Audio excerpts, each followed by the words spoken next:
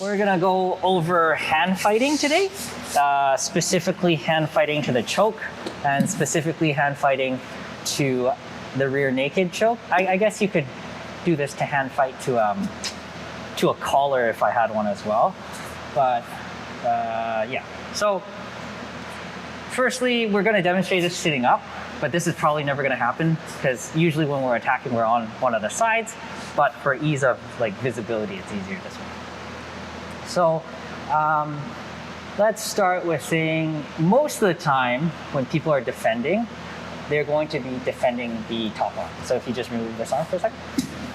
And the most common configuration that people will be defending is they'll have the same side arm pulling down, and most of the time they will have the opposite side arm on the hand or on the wrist or something like this, right? So just to understand what this is doing, this is a pole, right? And this is largely a frame, right? So if someone just has one hand on here, this is not really a threat because you could bicep curl up, assuming that your goal is to be able to capture this shoulder here and start attacking, right? So if I'm just holding here with this and he curls, it's kind of like a strength thing. Whereas if I'm like this and he curls, this is very different because this is a frame. If someone has 2-on-1 like this, you won't be able to defeat this just by manhandling it. If somebody has just one, maybe you capture the other arm, you could theoretically just, if you're stronger, you can gut it out. But an easier thing to do would just be to punch this out and drag. So I'll show you what that looks like. So basically, if I was like this, I'll go this side. So if I'm like this, right? If he just has this pulling down, I don't really even have to beat this. I could go, right? So you're changing the angle of it by punching it out and coming through. But if he has a frame on it, like that doesn't work because you're still coming up, you'll hit this frame, right? So assuming he's defending me properly like this, and I'm like this, right? Kind of the first thing you want to do, or the most common one, is if you take this underhooking hand, you reach through and you connect your hands together, right, the best you can. And I'm going to apply leverage pressure to the wrist here. You can actually break people's grip on you pretty easily. And again, because I've defeated this hand and I can pull this away, this hand doesn't do too much. Like it's not a very solid defense. You guys understand? Like because it's just a pull, it's not really accessing. Especially, I mean, if they pull on this, like at the very end, you have some leverage. But if it's like mid, or if people pull this, it's like useless. This doesn't stop me from grabbing this at all. And we're not going to go into the choke mechanics. We'll go over that next time. But the most basic, again, if he has the proper configuration, so he's framing this, he's here, right? So I would be here. All I'm going to do is reach. You can connect yourself to a gable grip, either 1, 3, or 4. I kind of like 3 personally.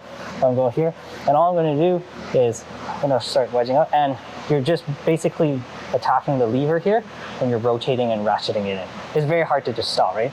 So again, once you've broken that grip, dominate that, push that down. Very, very easy, right? So this can be done on the underhook side or the overhook side.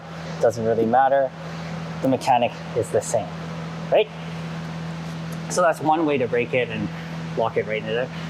Another option is if he has the same kind of configuration here, and I want to use something called like a motorcycle grip. So I can either motorcycle, if he has this hand, I can't grab it. You can either pull up or you can try to pull open. So he has a thumb in grip right now. So I would most likely pull this, right? And once I'm able to break this out, right, I'm gonna switch to a double motorcycle grip. Right? So show you what that looks like with my legs in, because it kind of requires your leg as well. So we're here like this, I'm here, he's got this, right? I'm gonna pull in, right? Until I have a double motorcycle grip here, right? I'm gonna adjust and pull this into him on the side here, right? And then I'm gonna use the pressure from my left thigh and my right push down to pin this arm in place, right? It's harder to do like sitting up like this because I have to pull in pressure, but if I was down on this side, like so, what we're basically doing is I'm pushing this down, I'm pushing up with my leg, So that pins it in place, right? So from here,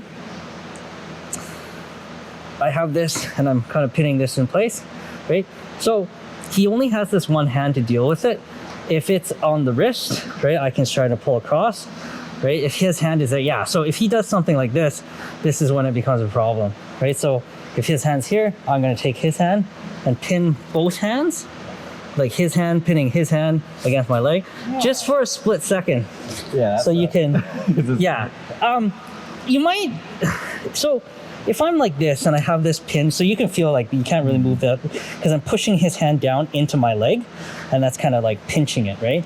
So if he doesn't do anything with that hand, oh, I'll just go, right? So it's only if he starts grabbing the end of my hand or something like that. So this hand is the one you're grabbing, right? So here, then I'm gonna be like, okay. And then I'm gonna pinch both and go through. But if he doesn't do anything with that hand, like he doesn't attack this end of this hand, I can certainly just control. Right?